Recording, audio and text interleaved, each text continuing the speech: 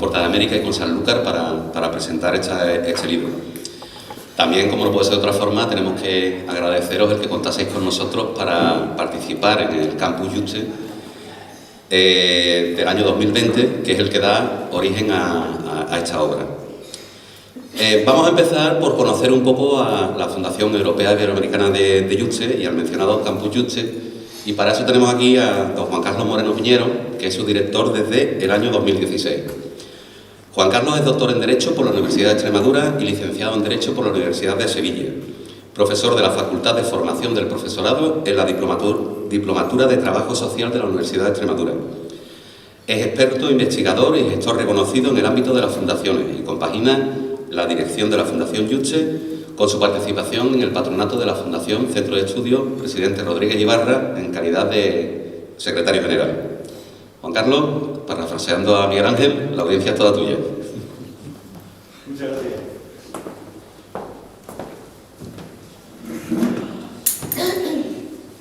Pues gracias, Juan Antonio. Buenos días a todos.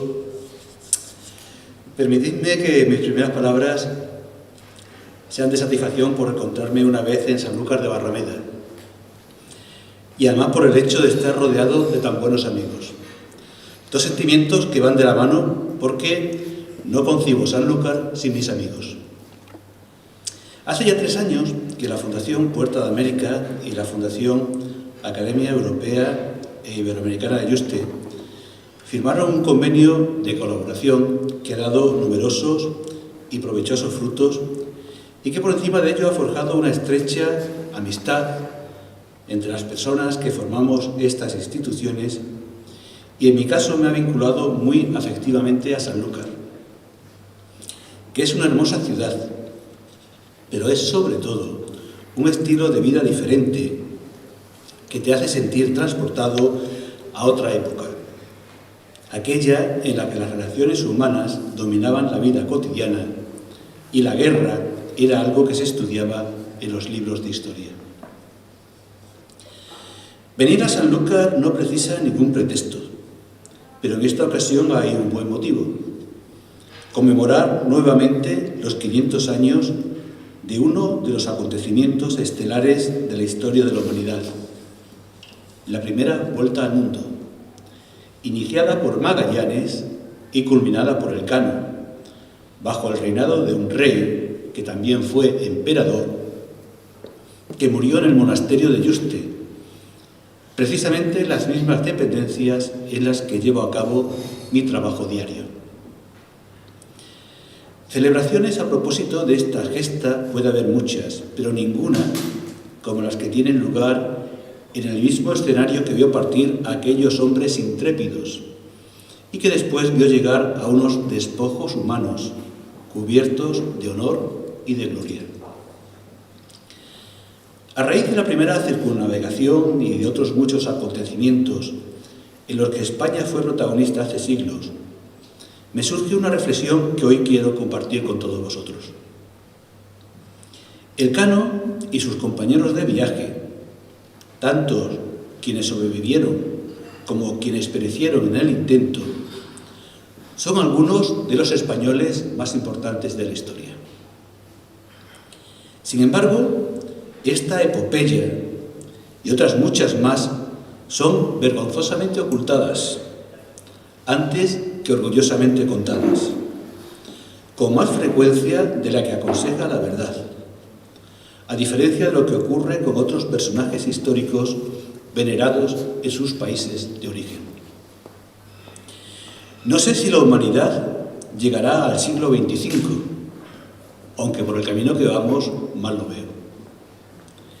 Si llegase a ese siglo, me pregunto si en los Estados Unidos de Norteamérica, si es que aún existen entonces, los habitantes de aquel país ocultarán, avergonzados, que 3 astronautas, 3 compatriotas, viajaron a la Luna en el siglo XX y que 2 de ellos se posaron sobre su superficie.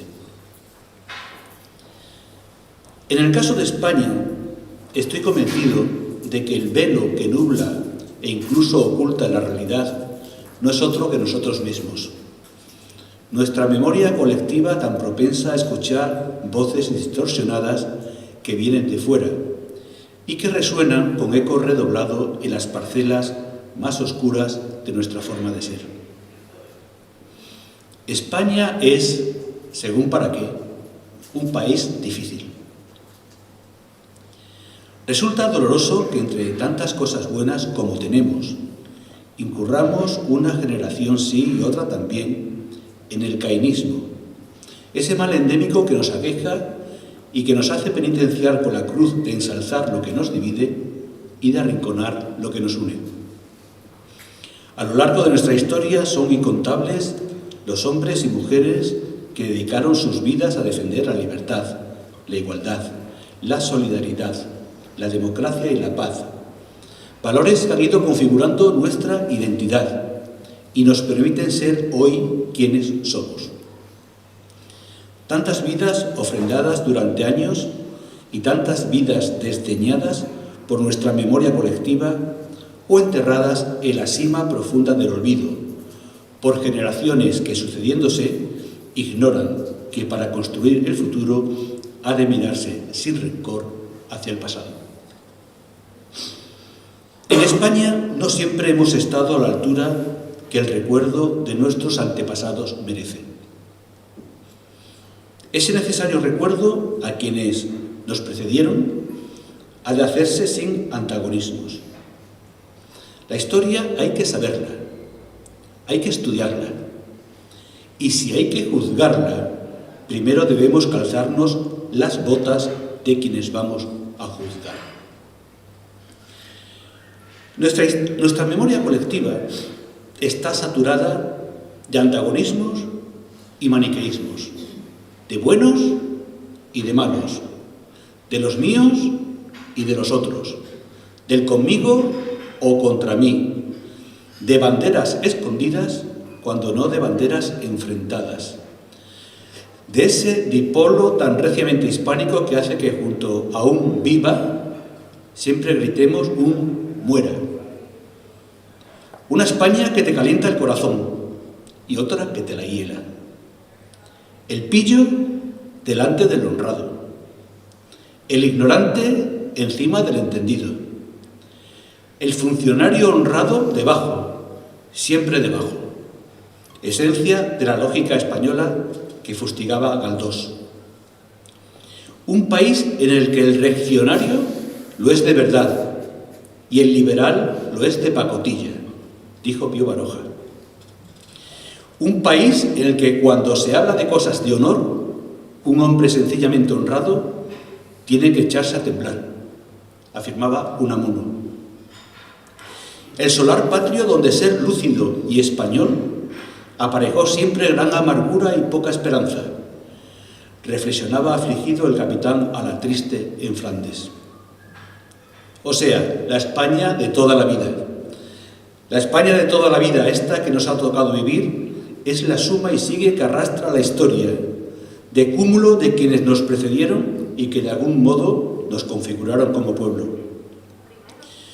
Somos una mezcla de razas y de culturas, crisol de miles de vidas no siempre arracimadas en torno a un proyecto común, y por eso se superponen en nosotros restos de la España pícara y famélica, de la intransigente forjada a golpe de dogmas, hogueras y espadas, de la que prefiere las cadenas al progreso, la España de charanga y pandereta, de cerrado y sacristía, zaragatera y triste. Somos hijos de padres muertos en el olvido, que no recordamos. Los sistemas educativos se han ido sucediendo unos a otros sin arraigo alguno. Todos han marginado estas referencias históricas necesarias para crear un espíritu cívico y solidario en los ciudadanos que les permita estar orgullosos del pasado y comprometidos en continuar esa misma senda. Esta dejadez ha contribuido notoriamente a una paulatina pérdida de identidad de la palabra España, de la que unos en un sentido y otros en otro se han ido poco a poco apropiando, cada cual a su imagen y semejanza, arrojándosela entre sí o denostándola, negando incluso su existencia. Compatriotas que en otros países serían glorias nacionales, aquí se les ignora y solo los descubrimos cuando la curiosidad o el azar nos llevan a ellos. Pero también hay mucho de bueno en nosotros, de nuestras infinitas ganas de vivir, en su sentido más amplio, de nuestro carácter indomable, del sentido del honor, de la generosidad y altruismo que se reflejan en las páginas del Quijote, esas mismas que señalaron a la libertad como uno de los más preciosos dones que a los hombres dieron los cielos, con los que no pueden igualarse los tesoros que encierra la tierra ni el mar encubre, por la que, junto a la honra, se puede y debe aventurar la vida, siendo por el contrario el cautiverio el mayor mal que puede venir a los hombres. España tuvo en el siglo XVI un evidente afán expansionista. La corona buscaba una ruta más corta que condujera hacia ese oriente en el que se hallaban las especias. Perseguía un imaginario dorado antes de que se supiera la existencia del dorado, sin saber, o quizás sabiendo, que a medio camino se encontraba una tierra ignota, aún más rica. La vuelta al mundo formaba parte de ese plan, a medio camino entre la gloria y el negocio. Eso es cierto, pero también es cierto que en aquella época, en la de Magallanes y Elcano, se contribuyó mucho al progreso de la humanidad. En 30 años, los que transcurren entre el primer viaje de Colón y la primera circunnavegación, se construyó la geografía de un Atlántico transversal, basado en el conocimiento de todas sus estructuras, rutas, vientos, islas, costas. La longitud y anchura del gigantesco continente fue prácticamente delineada en otros 30 años, estableciéndose de tal modo la base para una estructura de relaciones humanas de profunda síntesis antropológica, estética, religiosa y cultural. Se trata de una inmensa experiencia en la cual se configuraron las bases, los sistemas de ideas, se escribieron las opiniones, iniciándose una polémica de implicaciones teológicas, éticas y políticas. Se fundaron ciudades, se organizaron cabildos, se crearon gobernaciones, comenzaron la producción económica y la creación cultural e intelectual hasta los más altos niveles universitarios.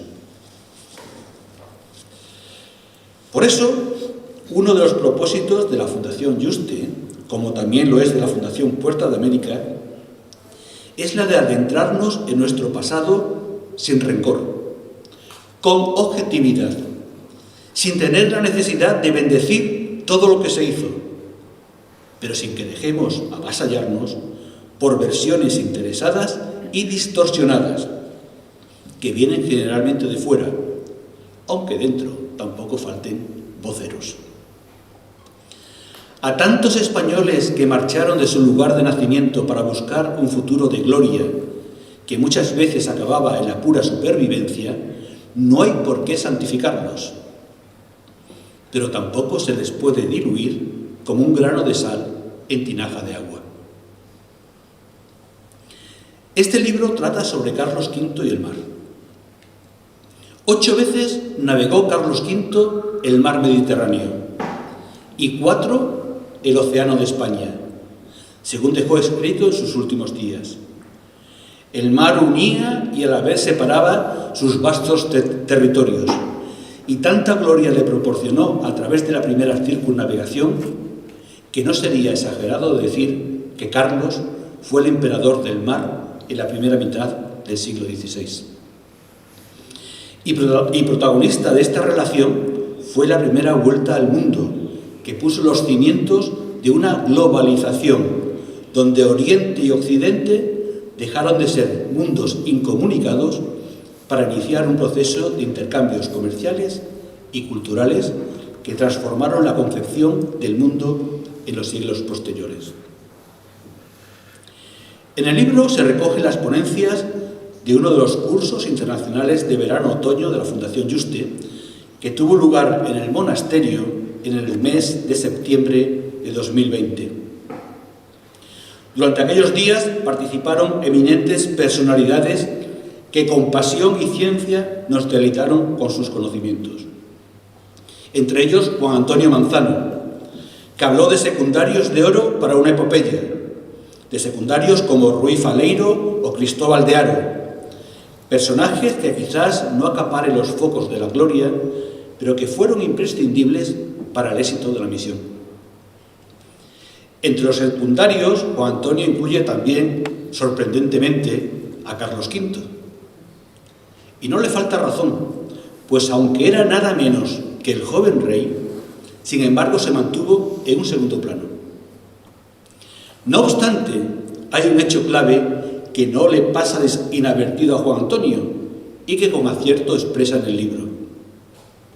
Carlos V supo ver el impulso que a la superioridad marítima de España podía darle la empresa de las Molucas, no solo por lo que pudiera obtener directamente de ella, que económicamente era mucho, sino porque podía permitirle articular el comercio con Oriente a través de sus posesiones americanas.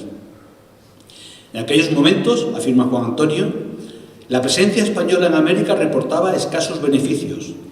El objetivo seguía siendo el acceso a los mercados asiáticos y el obstáculo que suponía para ello la existencia del nuevo continente le llevó a intentar usarlo como punto de aprovisionamiento, como escala hacia el destino anhelado de Oriente.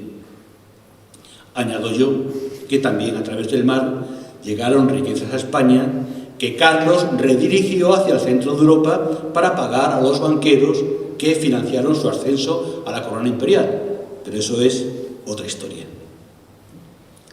En definitiva, la lectura del libro nos lleva a valorar en su justa medida la gesta de la primera circunnavegación.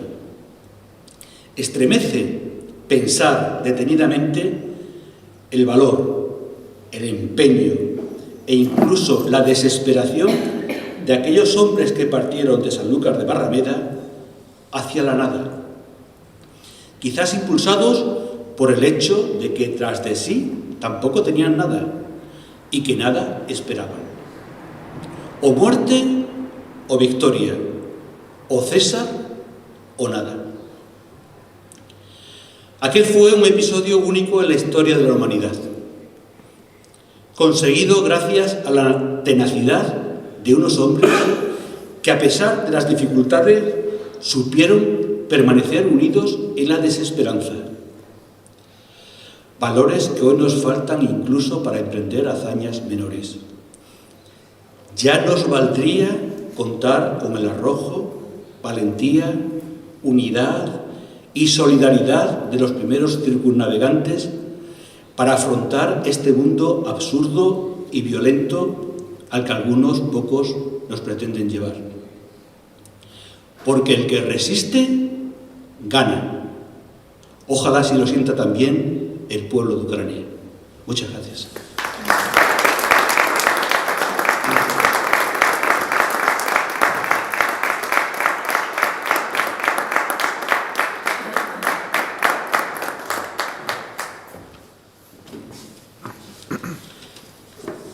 Bueno, para continuar, vamos a hablar un poco de los contenidos, de los diferentes artículos que conforman este libro. Me gustaría que no se notara mucho la amistad que tenemos, que nos tiramos flores mutuamente. ¿Vale? Estamos en territorio amigo, ¿no? Bueno, como hemos mencionado anteriormente, esta obra nace del Campus Juste 2020, que estaba dedicado a la primera vuelta al mundo, como bien nos ha descrito Juan Carlos. Durante una semana fue, ¿no? Durante una semana hubo múltiples conferencias de diferentes aspectos, de diferentes facetas de esta empresa, que afortunadamente están en el canal de YouTube de la Fundación Juste, donde os recomiendo recomiendo que la visualicéis porque merecen mucho la pena. Este libro está coordinado, igual que el campus, por doña Rosa Martínez de Codes y don César Chaparro, a quienes también tenemos la obligación de agradecerle la magnífica labor que han venido desarrollando en darle el prestigio, en subir en el escalafón académico tanto a la Fundación Yuste como al campus. Como he dicho antes, está dividido en varios capítulos de diferentes autores que cada uno enfoca en una perspectiva del viaje de la primera vuelta al mundo con la intención de captar la relevancia de este viaje en la geopolítica de la época y darnos una visión de conjunto del proyecto global que tenía en mente Carlos V. En un primer capítulo, Jaime Contreras nos habla de cómo el mar Mediterráneo en ese momento todavía era el núcleo central político y cultural y cómo se establece en ese Mediterráneo una frontera líquida plagada de conflictos permanentes entre los dos grandes monstruos del momento, que eran el Imperio Español y el Imperio Otomano. Nos habla de la lucha de Carlos V para unificar el ámbito europeo y de los problemas que se encuentran en ese proyecto. Miguel Ángel de Punes nos presenta una visión clara de los intereses del emperador en el control del Mediterráneo occidental y de la expansión por las ciudades del norte de África, la lucha constante contra los núcleos de corsarios berberiscos y la implantación de unas bases navales desde las que controlar los deseos o de oponerse a los deseos expansionistas de los turcos. Como detalle interesante, se basan en los escritos de López de Gómara para enlazar las campañas mediterráneas con la posterior expansión atlántica. José Emilio Solá, por su parte, nos muestra una visión de la frontera desde la otra orilla, desde el norte de África, y cómo ese cambio entre lo que es el enfrentamiento entre pueblos pasa a convertirse en intercambios comerciales y culturales en esa zona de fronteras que generan el inicio de una globalización, la base de una globalización que más tarde sería la que se llevaría como modelo al Pacífico y al desarrollo comercial de la región de Manila. Hay un capítulo que es súper interesante, que es del profesor Carlos Martínez Chao, que nos habla de toda la problemática de la llegada del Elcano a las Molucas, de la ilusión que hablábamos antes del joven rey con el proyecto de Magallanes, de la imposibilidad de encontrar la ruta de vuelta desde las Molucas al territorio americano, las discusiones entre los portugueses y los españoles sobre las líneas divisorias, qué parte le correspondía a cada uno, y su posterior renuncia a la propiedad de las islas. Nos habla también del descubrimiento del tornaviaje de Urdaneta y cómo la llegada del galeón de Manila abre la ruta comercial más grande del mundo a través del Pacífico hasta Acapulco y desde Veracruz de vuelta a Europa. De los hombres que participan en la expedición nos habla Guadalupe Fernández, que basando su trabajo en la documentación del Archivo General de Indias, enumera la organización de los tripulantes, su número, la naturaleza de los cargos y la forma de retribuirle, con los diferentes aspectos para valorar los importes y la forma de realizar esos pagos, tanto en moneda como en derechos de carga, en derechos de participación en beneficio, por llamarlo de alguna forma, aunque nada, eso sería algo más actual, ¿no?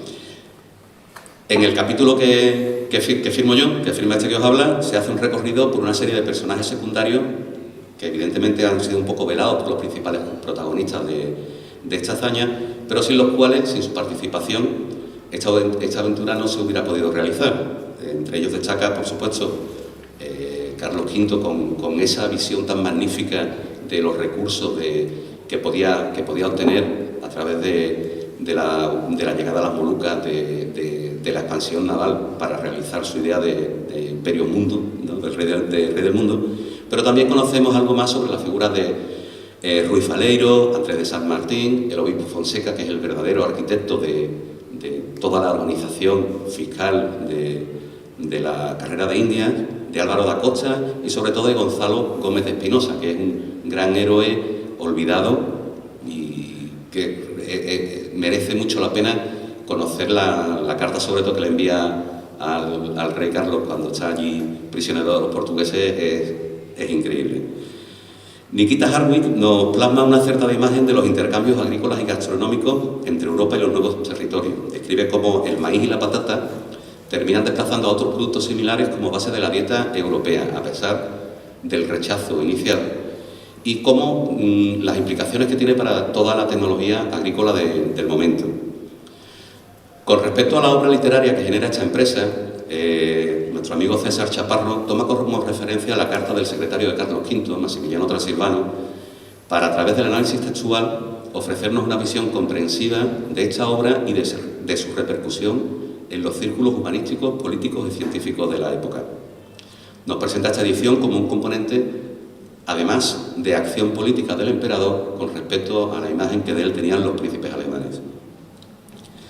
Del equilibrio entre estética y funcionalidad en la cartografía del siglo XVI nos habla Rosa Peral, describiendo las dos perspectivas que se abren a partir de la implantación de la Casa de Contratación de Sevilla y del Padrón Real, entre las cartas y mapas destinados a mostrar la magnificencia del imperio y las cartas y mapas que se destinaban a navegar, las que realmente merecían la pena y donde el ornato termina por desaparecer por completo y aparecen las cuestiones científicas y de utilidad náutica. Y siendo Extremadura el ámbito de la Fundación Yuste y del propio campus, por supuesto no podía faltar en una obra sobre la primera vuelta al mundo un retrato de Hernando de Bustamante, realizado por Belén Bañas. La actuación de Bustamante en el viaje se ve complementada por su posterior ascenso social y su historia a partir del regreso en la expedición del Caño.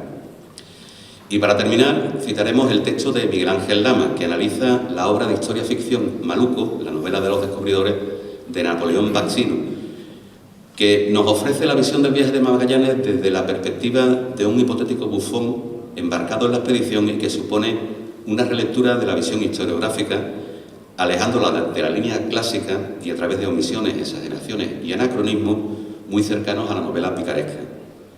Con todas estas aportaciones, este libro conforma una imagen transversal de la gran epopeya que supuso la primera vuelta al mundo, de las circunstancias de la época y de las transformaciones que provocó para el mundo en su totalidad. Ahí tenemos a vuestra disposición ejemplares del libro y esperamos que disfrutéis con su lectura, igual que los que lo hemos escrito, hemos disfrutado investigando, documentándonos y llevándolo a cabo. Muchas gracias por vuestra atención.